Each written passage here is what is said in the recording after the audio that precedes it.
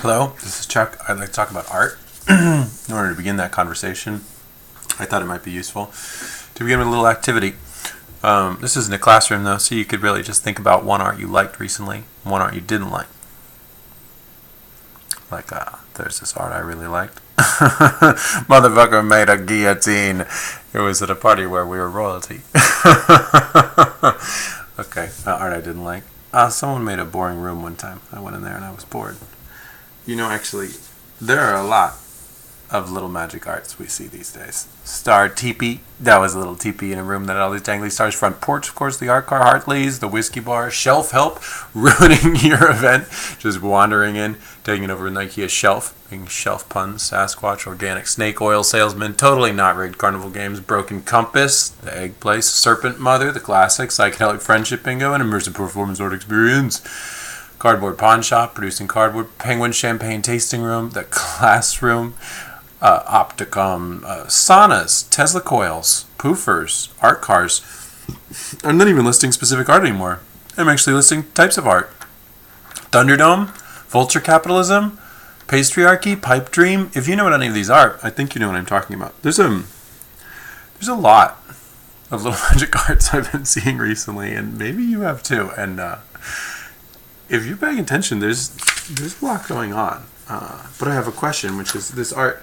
It seems like maybe there's something that unites that art, these arts, the ones I'm talking about. Like they're not the same as movies these days or gallery art. Maybe it's the culture that unites us. Maybe it's just the fact that we're the people who go to these things, or maybe that it's that most of these are presented at a party. I think all of them are. And they're an immersive experience. Bring your own, do it yourself. They have some kind of an interactive component. I mean, look at these people. These ones are just going to lay there till fucking morning. These two are going to talk about what it means. These people I think they're trying to touch each other, but they just happen to be here at this thing. The art itself is conceptual in some way, and quite often it's a comedy. Quite often the point is that there's a little bit of a joke. I might also point out that sometimes they're beyond the boundaries of commercial art, like just testing it and flaunting it, that they speak to a very specific audience, maybe even having a very specific story, that they're deliberately weird. There may be a lot of drugs involved, and most importantly of all, they are not two motherfuckers on a couch watching a motherfucking TV. This is not a form of art that is about you sit there and take it. This is a form of art that is about you do whatever the hell you want. Here's this thing I made. I'm not sure what unites that art. One thing I would say about it is that it's not in a gallery. Is the festival a gallery? Is the street a gallery? In a certain sense, they have a presentation of art. They have their mode. They have their spectators. They have their techniques, their practices, their materials. But then there's the gallery. And then I really think I've come around to this one that it's not a gallery. None of these is actually giving you a gallery experience. Instead, your art or the art is going to get climbed on. It's going to get posed on. People are going to touch it. People are going to be drinking at it. People are going to stay there till dawn. And then maybe they will break up at it. They may be chilling there in the middle of the night eating a cold can of clam chowder. That's what's going to happen to this kind of art, whatever it was that united this kind of art. I think that these arts that I'm talking about, they have this in common, but they probably have a lot more in common. And one thing that's obvious that we just got to talk about, is that there's a legacy to Burning Man art. Burning Man. The artery deliberately promotes monumental, powerful, and breathtaking art. These keywords help further the org's mission today, which is fine. Their mission is to spread their message of Burning Man. It's a gospel worth preaching. I mean, good to those who do it, bad to those who do it wrongly. I don't know. Not my thing. The style of art that we do has been inflected by a powerful institution, which is the primary form of sponsorship, medium of sponsorship, sponsor, patron of the art, the organizer. Okay, they're very important to this, but there's also just facts of the space, which are then replicated in other people's things. Harsh elements. Burning Man's not the only one with this. Vicious winds, extreme temperatures, a huge space where you can wander on forever, contextualizing your art. It's not a gallery. It's not just a big gallery. It's not a gallery. Infinite variety of weirdos who may wander up. You could have this or you could have that. The field is open for interpretation. You should expect all. No rules versus a gallery. By definition, in a gallery, you shouldn't touch it, you shouldn't lick it, you shouldn't try to steal it. In Burning Man, it's less clear. Although I'll give you a tip: don't try to fucking steal it. Can you lick it? Probably. I think if you can get within licking reach, go for it. Now, temporary. Burning Man's essential concept from many people's point of view is the nature of passage, of time, of change, of things leaving, of us fucking burning down our art because we don't want to fucking carry it home. We have nowhere to goddamn store it. This was why we made it. It was just for now. That it stands on its own, that it's not supported by a gallery wall, that it's not held up in position, that it's not supported by an existing establishment. Instead, the art has to be its own art. Surprise, almost always it tries to out-weird you, blow your mind, define a thing in a way you couldn't have imagined, shock you when you walk closer and realize it's made of pennies. Money in general is suspended, the money tree, the duck made of pennies. Everywhere money is suspended. Anything you can see is not, you're not separated from it by money at Burning Man. You may have paid before, you fucking did a lot, and you may pay after. We often do, and many artists exhibit there in order for that to happen later. More power to them, that's fine with me. But you don't pay right then. Money's suspended, and that is part of the experience of this art. You don't walk home with it, you don't buy it. You don't say, this art cost me this much money. Value, in that sense, it's just not done that way. But it happens within this community, okay? There's a legacy to Burning Man, but I think that there's more than that. There's also some kind of a community in which we're doing this, which people always like to call the community, which kind of pisses me off, because we, like, half our friends are in common, but they call it the community, and no one I know does that, so I'm like, I guess I'm not in the community. Anyway, the more you use the term the community, the more you can command that kind of respect. This is like a criticism of Oprah. She's trying to define what the black community is. The community. There's so many subgroups and subgroups, but a subculture. A subculture is defined by some structural terms, like it has common lifeways or common demographic concentrations that characterize it. Maybe it's just unimpressed with mainstream lifeways and it's trying to connect on something else. And if we see ourselves as a subculture rather than a community, and we just cross paths a lot because of our similar interests, then there's a different context in which we can understand the art. And I think that this is a valuable thing to imagine. Let's talk about some common lifeways. Poly. Yeah, it's a very common thing, and most places it's extremely rare. So I would say this is like a 90-10 fucking high concentration of that and the next thing. And then look at this also, competent, creative, open-minded people who are unafraid. Those people are very rare in real life, and they're very common in whatever I might allude to as my subculture, which I got to point out is not just the community that when my one friend says, or the community that when my other friend says. It's the intersection of them, and it's the condition for their existence, or the condition within which they carve out their existence. There are people, I'm imagining, who could be defined as poly, competent, open-minded, weird, autonomous, relatively unconnected socially by dependencies. It's rather common to be single, have no children, to be really on your own in life, making your own decisions, supporting few adults. I'm not saying it's everyone. I'm saying it's very common. And those who do have those dependencies have tended to make them part of their autonomous life, in which they can still have their own weekend or week or 2 weeks. Partiers and workers who are seeking compatible. Okay, so imagine there's a subculture. Someone would like to add that comfortable with intellectuals might be a characterization of our subculture. I don't know. Maybe that gets into a community. Another way to think of this is that there's a scene in the context of which art happens, and that this is always true. So the jazz scene, for instance, in Harlem, we could talk about that in terms of a scene that was animating it, that was keeping it going. Jazz in general, any music. Music, someone told me, Pandora shouldn't look up things based on whether it has a mellow vocalist. It should look up things based on the city and the decade. That's a scene. That's real life. That's motherfuckers trying to do shit to impress each other. That's motherfuckers who are real, living, making friends, and hanging out with people on the regs. If we have a scene, I think we could characterize it a little bit. Maybe all this is bullshit. Maybe all these slides in this section are bullshit. Totally open to that. Maybe the scene likes to one-up people by out-weirding them. Maybe the scene thinks it's composed of special people, or is composed of people who think that they are special. The scene likes to radiate its warmth, glow, shine a little, shine a lot. It has an interest in or connection to success. It's very common in the scene to feel like you are winning life, or to reinterpret your life until you are. The capital of polyamory, I don't know that that's like coterminous with the scene, but I would say the Bay Area is probably the most polyamorous place in the world. I would love to be wrong about that. That's great. Someone said there was another city that was like that. That's awesome. I just think it's still a good characterization of the scene. Money. Is this a particularly wealthy scene? Well, sometimes we feel bad that it's a rather wealthy scene. I'm going to guess it's in the 20th percentile of wealth for scenes. I think there are a lot of things and a lot of people who are more wealthy. I think the people in the scene are not the most wealthy, or even at that end. We could just talk about whole scenes like sailing and skiing, or Ibiza, where we're suddenly talking about different amounts of money. Flaky. Maybe you've noticed this personally. Pretty common. Okay. Dissolute frittering. Are they dissolute wastrels frittering their lives away? Yeah, actually. I think a lot of them are. I am. We're enjoying it. Lots of options. This scene has such a wealth of options. I think that makes it flaky, but you can just also respect that there are a lot of fucking things going on. And a huge appetite, insatiable appetite the scene does. It has for eating more and more things. But one consequence of this that I've noticed is you've got to fucking set a couch on fire to get people to come over to your house. If you just have a barbecue, it's like it's not good enough. Okay.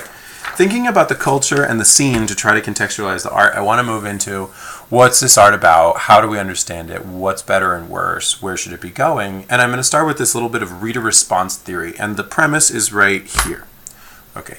Art is in the eye of the beholder. Like, that's where art is real. If you write a book that's cool, it depends on people reading the book, and the interpretation is primary. It's kind of essentially a postmodernist argument, but it wasn't at the time, and whatever. You don't really need to read the theory behind this. I think you get it. Art is in the eye of the beholder. What is the art? If you want to know, listen to what the people have to say about it. And what do the people have to say? They usually say shit like this. That was fucking awesome. Is this an indicator of something about the art? We're not making art where people say, that was a poignant critique. Or maybe they are sometimes, but that was fucking awesome. It's quite common. So let's think about some of the common forms of enthusiasm that are expressed for this art in order to get some kind of a perspective on what this art is like. When people like art, they often say, that was crazy, that was epic, cool, it was my favorite, it was the best, it's unbelievable, what the fuck, damn. Daft Punk is trying at the trash bins. They're blown away. If they're rejecting the art, it's quite common to use these terms. That was boring, this is tired, just done. It's kind of lame. It's just not my thing. It's overdone, or it's not as interesting. It's peculiar that these are the forms of rejection that we take here. We don't ever say it was too much. I think we do, okay, but it's rarer. It's less common. I don't think we say very often, this person misused their predecessors. We didn't say this person lacked talent and execution, although I've seen that too. I think these are the most common reasons that we reject art, that we just on a personal level say it's not my thing. And if we imagine that the art is only there to be your thing, it only exists, subsists within your interpretation, then these are important things. Largely these are about emotional intensity, just wah, and nah, it's a boo, hooray model in a way. And all this shit could be totally wrong. I'm not trying to say these are the rules. I'm just trying to say these are some ideas about maybe what the fuck is going on. So if we move from things people say to things that are good in general about art and the kind of art we're making, what do we get? So this is just me making some guesses here. We have some extra things added on, as you can see. Some of the things that are good about the art we make. Oh, what do you think is good? Do you feel like the stuff that it's good that people are making art like this? Comfort and weirdness. You go to the art, you feel like you're a fucking weirdo, and so the fuck are they. They are going to try to scan your soul for some kind of a possession, and if you're possessed, they're going to shoot lasers at it until you're cured. Does that make you feel weird? Does that make you feel like you're having a good time? That's the kind of shit people do. Conditions for your odd indulgence. You build a bar in the backyard of someone else's party, and in that bar, you can be a dick and play classic rock and country, because that's what the fuck you want to do. And if you try to do that shit outside, people might not be into it. But there, you the boss. Reciprocation. The pure social, gentle pleasure of someone doing something back when you do something can be created through the magical weird art. Fun, funny, and funnest. Some of the most basic parts of what we consider good about the good art is that it's fucking fun. It's more fun than not. It's fucking funny. It's hilarious. It's weird. It's interesting. And it's the funnest.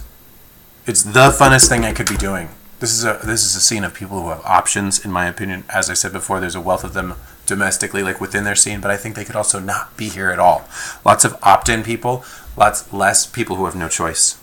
Satisfaction, lots of this art provides it. Curiosity, this art really endorses and like allows it and develops it. You can learn about this and that, and you can just satisfy curiosity of just wanting to know, even if there's no value. Celebrity status, that you create the art and thus become a champion. This art creates a beacon to other people who move to the area, people who join up, people who long for it for a long time, people who will work in a way they won't work for anything else. Self-experience and change. Lots of people doing this, self-exploration. They can find new aspects of themselves and hone in on them, and it can make a difference to their actual fucking life. And if you haven't seen this, well, lots of people have seen this. I'll say that. Cultural uplift, that the culture itself can improve itself through its art. It can make statements about what it does and does not think are okay, and through that, people can make better rules. A culture can improve itself according to its own terms. Other things that are added on here, symbolic play occurs in the art. Is this a value? Just ipso facto? It has a surrealist delight just built right in.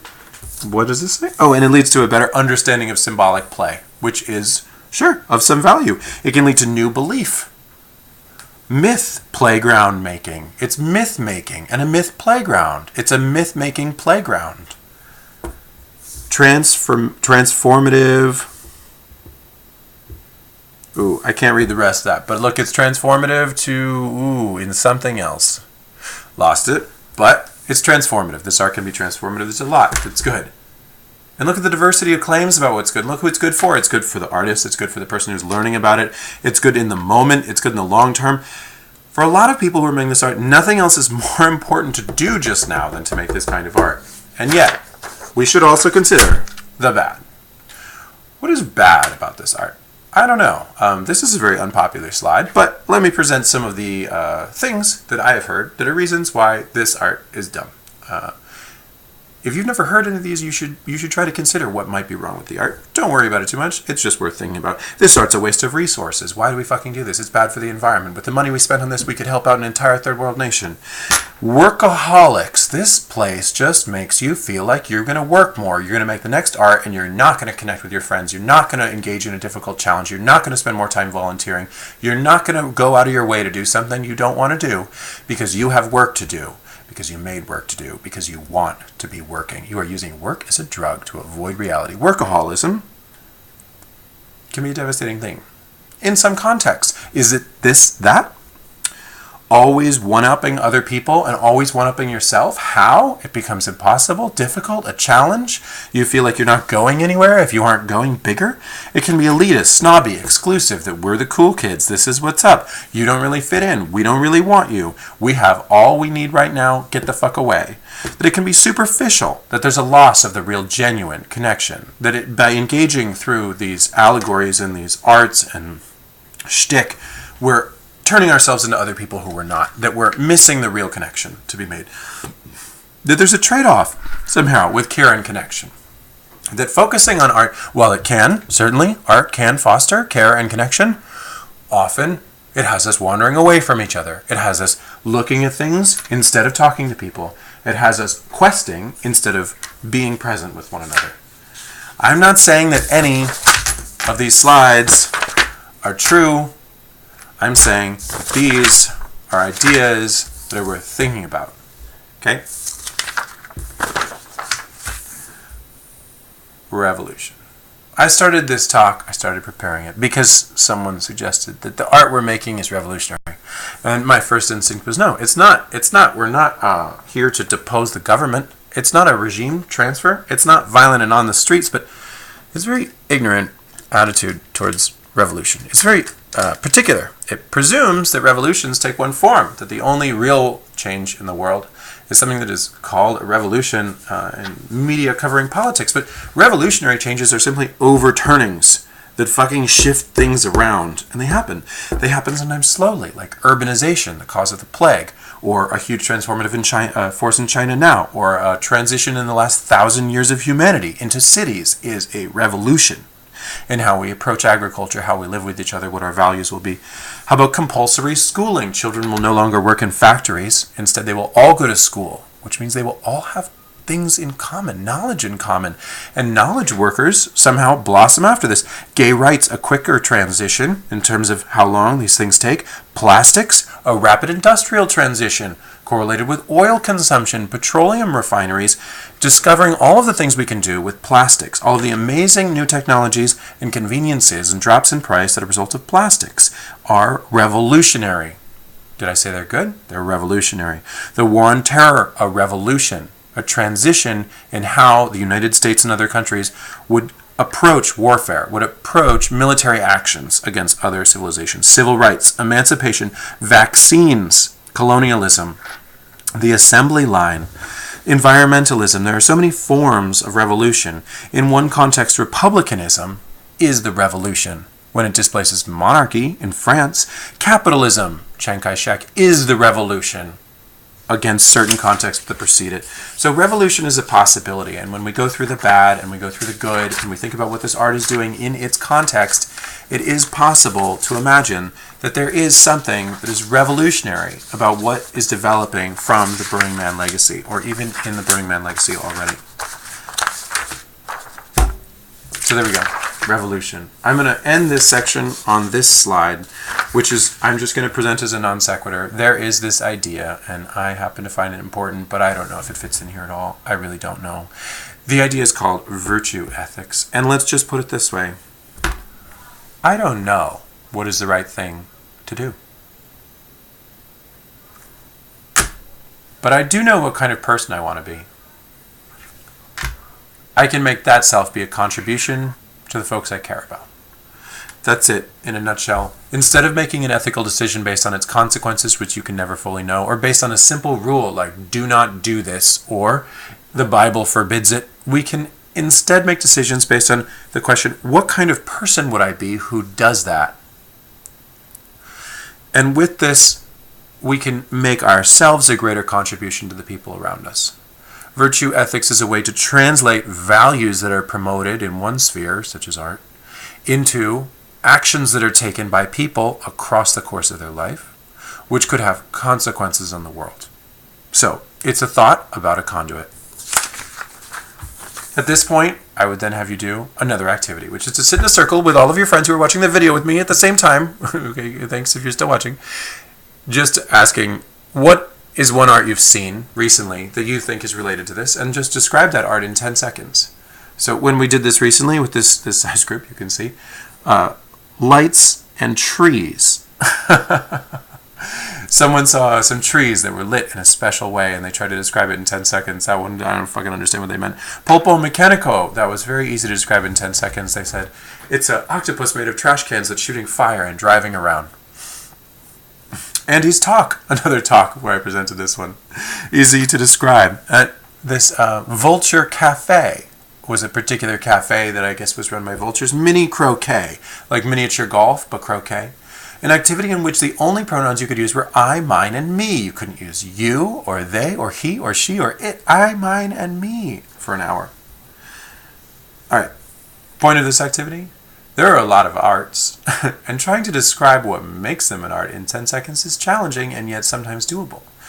Some arts have very clear ideas, and some of them are more complicated. We're now moving into a new section. This section is a little bit more to the jugular, and I'm going to pretend as if I definitely believe in it, though I would admit it is still just an idea we're working on at this time. The previous section, many people take issue with many of the points, and that is the point of making those points. You should disagree with lots of them and agree with some and want to add more things. It is just presented here in order to get you thinking that those are points worth thinking about. Let's move on. What? This is my least popular slide. I believe that most ignorant art is awful. I believe that folk art is shitty. I believe that people get trapped in the fact of the gap between their own taste and their ability to produce art, that they believe that their drawing of Mr. fucking Sun is so terrible.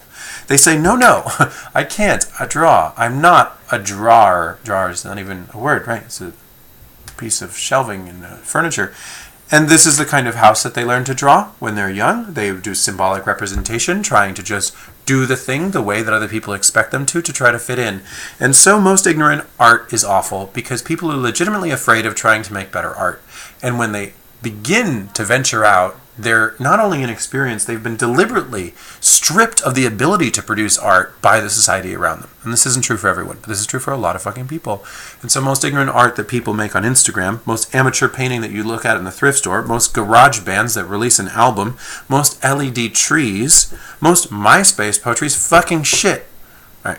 So the happier version of this is we can make better art if we're smarter and think more hard. If you do your homework and you look at all the art that's like your art before you make your art, you could make a better thing. That's just my way of saying it. So you can hate this slide too. I get it. How about this one?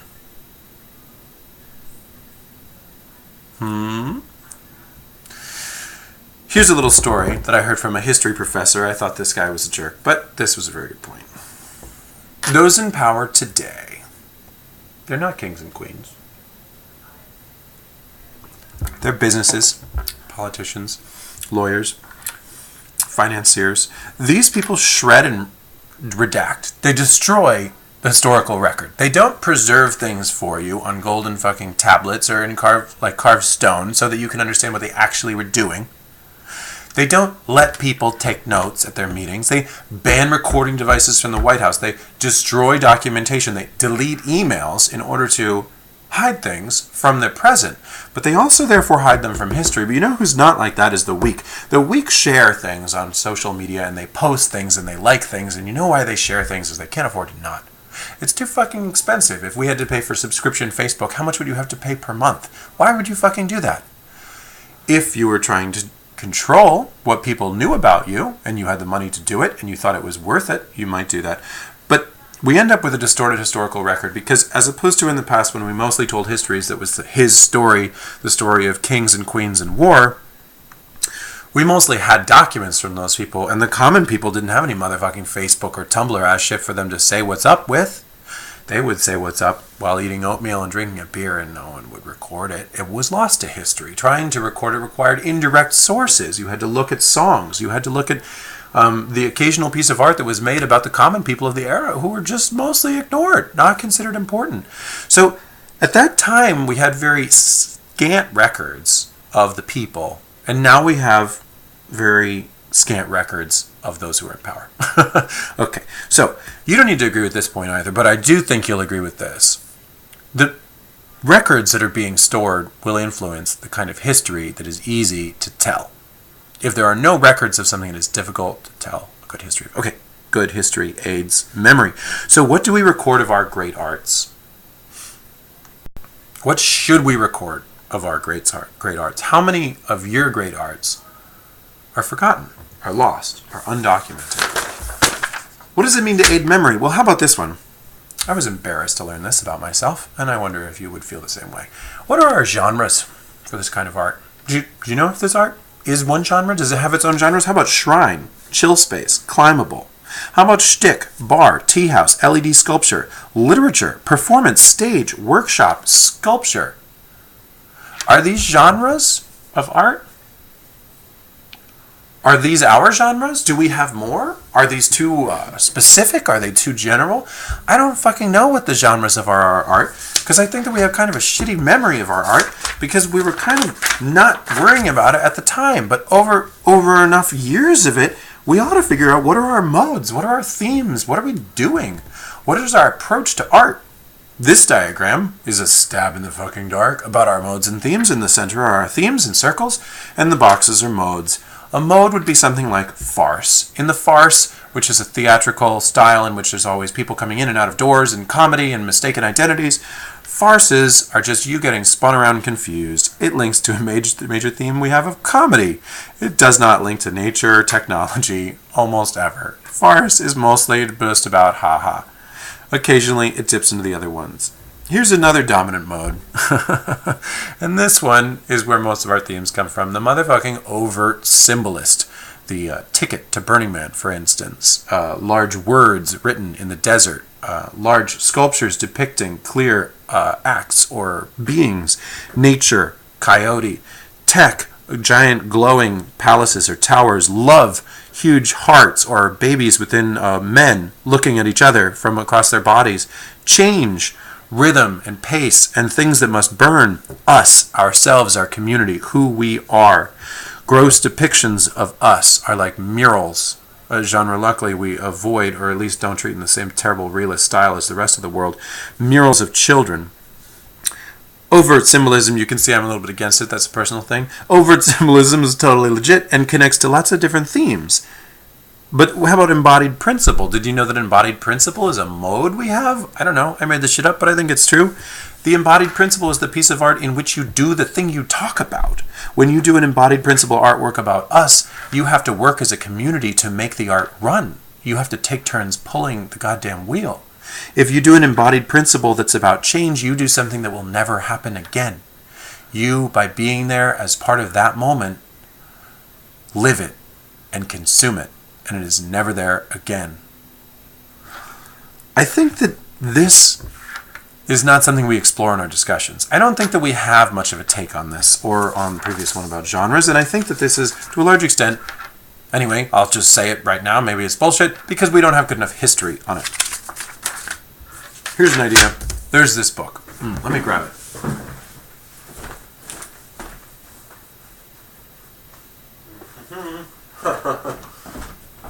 It's supporting the camera. Look at that.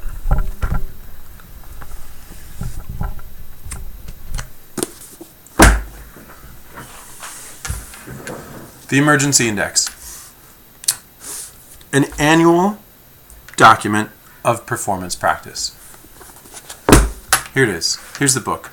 Let's just start with a random page in it. Boom. What's going to happen on this page? My Electric Genealogy. The network of high-voltage transmission lines connecting Los Angeles to its far-flung sources of power evolved over decades. For nearly 40 years, my grandfather was intimately involved with the planning, design, and management of the system. An engineer with an artist's eye, he photographed innovations in electrical delivery with one foot in the aesthetic and another in the techno-scientific sublime. These images project into a future of their own obsolescence, transmission towers as monuments to the Anthropocene, awaiting transformation through a queered practice of transnatural care. The performance responds to the recent popularization of the Anthropocene in the arts through the lens of gender, materiality, and an expanded sense of familial obligation. My Electric Genealogy is a performative lecture and series of film fragments that weave together images, objects, and auto/biography to explore aging electrical infrastructure as intergenerational climate debt. Channeling my grandfather through a suit that might have been his, I deliver a monologue that is half family narrative, half meditation on the intellectual and material inheritance of 20th century technocracies. I deliver the monologue before a large screen playing a series of film clips and original animations, running in loose synchronization with my speech, sometimes concretizing, at other times rendering more poetic the meaning of the spoken word. First performed on March 9th, 2015, Iowa State University. Performed twice in 2015 by Sarah Canoes. That's what this book is full of. That's it. That's what we do. They document performance art. The Emergency Index is a book. One of the people who was leading the project is a homie of mine, very inspirational person, who in her second year of grad school at the age of 46 insisted that all of us young whippersnappers have a porn stars versus pirates themed party to welcome the freshmen, which was a very bold move. Anyway, the Emergency Index has certain rules. Anyone can submit a photo and a 400-word description of what they did and why. They're not allowed to wax on about other bullshit. That's all we fucking want to know is what you did and why. You only have 400 words. There's some other metadata they collect about how many times you performed it and where. But that's the core of it. It's very low bar, simple requirement to participate. They publish it. Each year they publish all of it. In fact, their curatorial practice is whatevs, dude. Let's fucking publish it. I'm sure someday that'll change. But for now, that's amazing. It's a weird cross-section of who the hell thought it was worth documenting their art so that people could have better thoughts about what the hell performance art is. Her goal, as she told it to me when I helped her with the index part, which is the last few pages of a book where it says all these keywords that are mentioned on different pages, perhaps those pages being authored by different authors. What she told me was, I was kind of sick of seeing someone make the same art someone else had made 5 years before and thinking it was completely original and running into the same problems that the other person had either run into or avoided without having learned before that someone did this 5 years ago. It's a paper book that they do. I don't know if we should do a paper book. I'm not sure if that's the right medium anymore. They have quite a pitch for it. It's very appealing to have it. A blog might work. Maybe something on the internet. It seems like a digital move would be good. But what it does, the book, is that. Okay. This is the break before the final bit, the little conclusion of this talk. This is an activity you're supposed to do in threesomes. If you have one, great. Write down as many art scenes as you please. Dada, Surrealism, Modernism, Cubism, Expressionism, Impressionism, whatever you want. There's so many more specific. Chicago Punk, Detroit House, Chicago House. Write down something for each of these scenes that you do like. Surrealism is very accessible. It allows symbolic manipulation very easily. Makes you feel like art's within your reach. Write down something that you don't like from each of the scenes that you listed. Surrealism was the fucking point. It's totally bourgeois and comfortable. It's not really challenging in any way. It says fishes and eyeballs are funny, or apples and men's faces are funny. It's childish. And then continue with more and more scenes. The point of this exercise, you're going to do it, hit pause. Okay. The point of this exercise is to set up some expectations. What we're talking about so far, history, about the good, about this kind of art and the scene that it's in. What we're talking about is maybe an art scene or a sub-scene or something like that. It's not just a social scene. It's a movement. It's a thing that was happening in a time that can be characterized in a certain way. It's an approach to artistic production. It's a reality of a subculture in an area during a time. Do you think that 20 years from now or 50 years from now it'll be still there? Do you think it'll be different? I imagine that it will be remembered as having been a certain way at that time. The way that we could say Burning Man in the 80s was a certain way at that time. Or we could say punk music in Chicago in a certain period was a certain thing. So if we think about these art scenes and we write the things we like and don't like, we're going to see that they don't do a whole lot. They don't change the world. The revolution that they drive tends to be very subtle, very slow. They tend to be a part in it. They tend to be making a constant contribution. They tend to be making people happy around them, and maybe they're making the right people happy. But also, certainly, if you're attentive and think through art scenes you don't like, some of them are fuckers. Some of them are not making things better for other people. And that's good to think about too. Last section. It has been said to do the same thing over and over and expect different results is the definition of insanity. But I say to you, sometimes things are worth learning to repeat. Without knowing history, history will repeat. Some of it is better to repeat than others. Let us not be the ignorant artist who has not seen art and yet wants to make it. Let us not be the person who believes that they are the first to have an idea. Let us instead learn of ideas and make our ideas join up in the harmony of those ideas to select and create and impress upon one another those ideas that are worth doing, that are worth impressing, that are worth sharing, that are worth building. If we continue to make art willy-nilly, what have we made but willy and nilly? If we make art towards greatness, then we shall be great.